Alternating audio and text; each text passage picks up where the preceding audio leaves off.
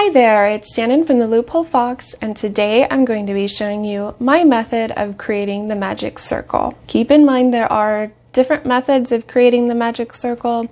Some crocheters do it differently, and I'm showing you my method. As always, in my tutorials, I do like to teach you not only how, but also why. So I'll be going over the anatomy of the circle, as well as how to create it and how to work into it. And I'll show you how to do it with a couple of different stitches. For the purposes of this tutorial, I'm using this bulky, bright bluish green yarn, so it shows up nicely on the screen so you can really see the stitches. This is Bernat Softy Chunky in Seafoam green, I believe, and also I'm using my Furls 7mm hook. I'll have links below if you want either of these, but for the purposes of learning the magic circle, any yarn and a corresponding hook will do. Now, before we jump into actually creating the magic circle, I want to talk about, of course, the anatomy of it, because I believe that it helps to know why you're doing something, not just how, so that way you understand how it works, so you can recreate it with more confidence. So this is basically the basis of a magic circle. It's just the yarn looped around, so you have a tail here and your working yarn here. The basis of this is that you'll be putting stitches over both of these, and once the stitches are in there, when you pull on this tail yarn, it will tighten the circle. And it can get tighter and tighter, of course, until the stitches are all cinched together. This is what makes the magic circle such an awesome beginning for things like amigurumi, beanies, stuff like that. It creates a nice tight center so that way you don't run the risk of stuffing showing through or falling out. So that's really the basis, is it's basically one big loop that you're working into over two strands. So to get into how we actually work over these two strands, I'm going to show you my setup method. Okay, I'll show you a few times, that way we can make sure that we really have it down before we even get our hook involved. If you've seen any of my other tutorials, you've seen me create a slip knot by wrapping it around my fingers and then pulling it through. So it's essentially the same thing as a slip knot. It's essentially starting the same way, you're just not pulling it tight yet. So when I make my slip knot, and thus when I make my magic circle, I take the tail of my yarn, I take two fingers, I drape the tail over, and I'll hold it here with my thumb.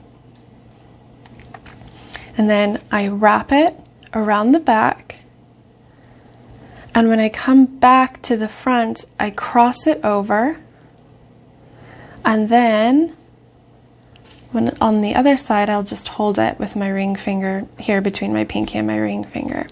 So you can see this method that I wrapped it, it has a cross here, and they aren't crossed here. So you can make a slip knot by going underneath here and grabbing this one and pulling it through. So I'm just going to use my hook quickly to show you. So when you pull that through, you can see this would become where your hook will be. And when you remove this, you have kind of this mess, but you can see the knot beginning here, and when you pull this tight, it becomes your slip knot, which of course you can pull apart easily. So it's the same thing with the magic circle, only we're not closing that slip knot. So once again, take this tail, drape it over my two fingers, I'll hold it here, and when I wrap around, I'll show you the back side, but it's just wrapped normal. When I come back around to the front of my fingers here, I'm going to cross it over. So there's an X, and then on the other side, I just weave it between my fingers like so. So once again, it's not crossed here, but it is crossed here. So once again, we're going to drape, swoop, cross, and hold. That's how I remembered it when I was learning the drape, swoop, cross, holds. So hopefully that helps you. Do it one more time. Drape, swoop, cross, and hold. Okay? So that's about how it should look. Now when you begin your magic circle, you want to create that sort of slip knot that I was talking about, but you also want to secure it so that you don't accidentally pull it closed. So we're going to take our hook, and once again we're going to go underneath this first loop and grab the second. So we have the point of our hook here. We're just going to grab the second and pull it under. You might have to twist it a bit when you come up, but that's okay. It's fine if it twists. You can see it from the side here. You'll notice I'm still holding this tail down, so while you get used to it, your hands might feel a little bit weird in this weird, almost like you're doing finger guns, but you'll get used to that. Okay, so this now is going to count as if we have a slip knot on our hook, and to secure this, because you can see there's just this yarn hanging out here, we want to secure that before we remove it from our fingers. So very carefully we're going to go after our working yarn here, and we're just going to chain one. So we're going to pick up that working yarn and pull a loop through if it won't split, we'll pull a loop through that loop that was on the hook. So now we have a chain one, and we can carefully now remove the circle from our fingers. Okay, so I'm going to pull this loop up and set it here so we can talk about the anatomy again. So we have a bit more going on here now, but do you remember how I said at the beginning of the video, you have your tail and then it loops and then you have your working yarn? The same thing is happening here. We just have this chain holding that all together. Now you can make this a bit bigger. You can see it pulls the tail if you needed to work a bit more, or you can pull it this way to tighten it, which you'll do at the end of your first round. But otherwise, that's the basis of the magic circle. So your tail starts here and it wraps around like this, and then you have this chain to secure it and your working yarn going up. So it is something that you can just pull loose. If you were to pull on this, it would unravel exactly like a slip knot would. So now we're going to reintroduce our hook into that working yarn. And when we crochet into the circle, so we're treating this circle as one big stitch, okay, or one big chain, basically, that we're putting multiple stitches into. And when we work into this circle, we want to make sure that we work under this loop here, so you have a very obvious loop, and you want to work over this tail. So when you insert your hook into the circle, make sure that both the loop and the tail yarn are over the hook. And if you were doing a single crochet, of course you'd just yarn over and pull it through. This first one you might have to kind of hold everything in place, but you can see we have the makings of our first single crochet here. Yarn over and pull through two. There's a single crochet. Most patterns you're going to find are going to start with 6 single crochet in the round, so I'll go ahead and put 6 in with you just so you can see. So I have 1 here so far, and I'm just going to go into this loop underneath the tail, grab the working yarn just like normal, pull a loop up, yarn over and pull through 2. Okay, so there's 2, and we're, like I said before, we're just working these single crochets as we normally would into a chain. We're just working them into that big loop. So we have 1, 2, 3, 4, and you can see I'm kind of running out of this tail here. And like I said previously, we want to make sure we go underneath that tail or work our stitches around the tail. This both helps to weave in that end, but also keeps the magic circle secure. So because I'm running out of a little room and I have some extra space here, I'm just going to tighten this a bit, and you can see that's getting smaller, and now I have a little bit extra to work over. Okay, so here's 5.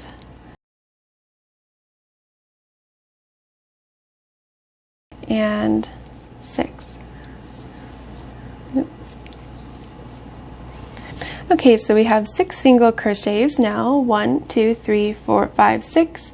And as you can see, it kind of looks like a row. And of course, we want it to be a circle. So I've pulled my working yarn up here and taken my hook out. This here is the loop that you were working into, and here's your tail and your working yarn. So now what we want to do to make this a circle is we want to very gently pull on this. So you want to be firm but gentle when you pull on this tail here. So I'm just going to hold this last stitch fairly tight. I'm going to grab this tail and I'm just going to start pulling, and what you'll see is this gets smaller and smaller. Okay, so we've got our tail and we're just going to pull. See how it gets smaller? And you can see how this came up to meet this side. This is our tail now. It's a bit longer than our working yarn. Okay. And here you have a magic circle with 6 single crochets. Of course, you can put as many single crochets as the pattern calls for, as you feel necessary, but you can see how nice and tight this center is, so nothing should show through. It's a very tight, nice way to start projects in the round. From here, you could continue working in spiral rounds, or you can work in the closed method. Your first single crochet is here, so this is your first of the round. You have this chain here that can kind of look like it's a stitch, but it's not. So if you count backwards, you have 1, 2, 3, 4, 5, 6. If you do a closed round, of course, you would go into the single crochet and slip stitch. Okay, you can see how that's closed it even more. Or if you were to do a spiral round, you can go straight into this first stitch, yarn over, pull through, 2 loops on the hook, yarn over and pull through 2 for your first single crochet of the next round. And of course, you can continue increasing or following the pattern as necessary. It's just like working in the round now. Nothing else is different. Okay? See? It's easy to keep working and just to keep going. I'll show you one more time with a double crochet just so you can see it work with a bigger stitch. So just like any other project that you would frog, you know, to rip apart if it wasn't going well, you can just grab these 2 pieces and pull, and you can see it doesn't create any knots in your yarn or anything like that. So it is still technically a slip knot. Alright, so we'll start from the basics one more time, and we'll do a round with double crochet so you can see what that looks like. Now remember, we're going to drape, swoop, cross, and hold. Okay? One more time, that is drape over 2 fingers, swoop around, cross over, and hold it with our ring and pinky finger. We're going to take our hook, go under the first, and with the nose of our hook, grab the second, pull it up. If you have to twist it, that's okay. It's not going to change anything. Twist as much as you need. So we have our slip knot, and we're going to carefully yarn over with our working yarn and pull a loop through to chain 1 and secure. Now we can remove it, and once again we have the magic circle. Okay, so just like before, it's the exact same. You've got your tail here, it swoops around, creates a chain, and is now your working yarn. And I'll show you quickly. You can just, if you pull this and that chain comes loose, Now you can see where it's twisted up to create that slip knot, but if you just gave that a slight pull, see how it's exactly like how I started by saying the anatomy of that. Okay, just wanted to show you that. All right, drape, swoop, cross, and hold. Okay, under the first, over the second, pull up, twist if you need to, and carefully chain one. Okay, you can untangle this tail here. Now for a double crochet, it's just the same as a single crochet. Of course, you're going to want to chain 2. Now I don't count these chains as a start typically. Some people might, so they might chain 3. For the purposes of this, I'm just going to chain 2 and not count it. Okay, so just like a normal double crochet, we're going to yarn over. We're going to insert into the stitch. So once again, this loop here is your big chain we're working into, and we want to make sure that we go underneath this strand as well. So we've yarned over. We're going to go into this loop, yarn over, and pull up a loop. Okay, and remember, this can get a bit wonky, this first stitch, so we're going to hold all of that down so that it doesn't get weird on us. Okay, we have 3 loops on the hook. We're going to yarn over and pull through 2, and then yarn over and pull through 2. Okay, so we have a double crochet here, and we'll do 6 again just to get some practice in. Once again, here's our tail.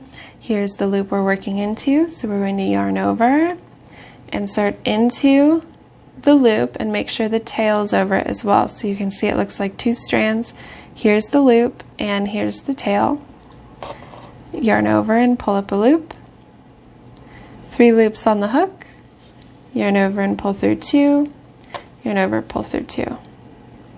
Okay, let's do another one. There's 3, there's 4, and 5, 6. Now I did these last few kind of quickly because I wanted you to see sometimes these stitches can get a bit wonky. They don't look too wonky now, but I'm going to give them a pull. So sometimes when you're working quickly and you're used to working in a magic circle, your stitches can kind of get wonky. See how I've kind of made them a bit laid out strange, the loops sticking out and stuff like that. This is fixable, so you don't have to worry about having it look perfectly pretty right away. You can just move these as you've seen me to mess them up. You can kind of move them over so that they're nice and uniform. Okay, and of course we're going to get our working yarn out of the way. We have the tail here, here's the loop, and just like before, we're going to hold these first, the last stitches we made, tightly and firmly. We're going to take this tail and we're going to pull it, which will pull this tight. Okay, so you'll see this close. See? And you can see I'm really pulling on that. So that's really tight now. The double crochets do need a few more stitches in there. I've only put in 6. So typically you'd want probably 8 or so to close this gap, but just for the purposes, we did 8. You can see I can really yank on this and it's not going anywhere. It just gets tighter and tighter, which is good. And of course you could slip stitch to close and then work your another round or do spiral round, whatever it is you're doing. This is now exactly like working in the round with a chain 4 and slip stitching to close or anything like that. It's the exact same, but you have the added benefit of being able to pull this as tight as you want, which is really, really good for keeping these starting rounds nice and tight and uniform. And so that is how you put double crochets into a magic circle. You can use the magic circle for most stitches, the single crochet, half double, the treble, anything that a pattern calls for to be worked in a circle. If they say to do a chain 4, slip stitch it to close and then work into the circle created by those chains, you can replace that with this magic circle now and have a much tighter, nicer fit to the pattern. Okay, so I'll show you just one more time that you can pull this out. You can see, because I pulled it so tight, that it does have some resistance, but once you get a few stitches out, it does frog nicely. Okay. Here we are back to our chain 2, and you can see that this little circle is tiny now. So if you didn't want to recreate the entire circle, you could just give this a bit of a tug, and it will create a larger circle to work into again. So you could reinsert your hook and start from the beginning. Well, start from the beginning once the magic circle is made anyway. But you can see that it does frog nicely. And I'm just going to pull these out slowly. And you can see that it unravels, there's no knots or anything. I'd practice that a few times and then maybe practice putting some stitches in this round, pulling it tight, and then frogging it, just so that way you can really get it down, and that way, you know, when you come across a pattern that has this magic circle or a chain 4 that you want to replace with the magic circle, you're good to go. Of course, you can always come back to my video, but what I want to achieve with my tutorial videos is that you don't need me anymore and that you can make the magic circle on your own. Okay? So that's it for this tutorial. I hope that you've enjoyed it. If you have any questions, please let me know. I'll have a blog post linked below that's going to have text and pictures on how to create the magic circle if you'd like to dissect it a little bit further. But otherwise, I hope you've enjoyed this tutorial video. I hope that you move forward making the magic circle with confidence, and I hope you have a wonderful day. Happy crocheting!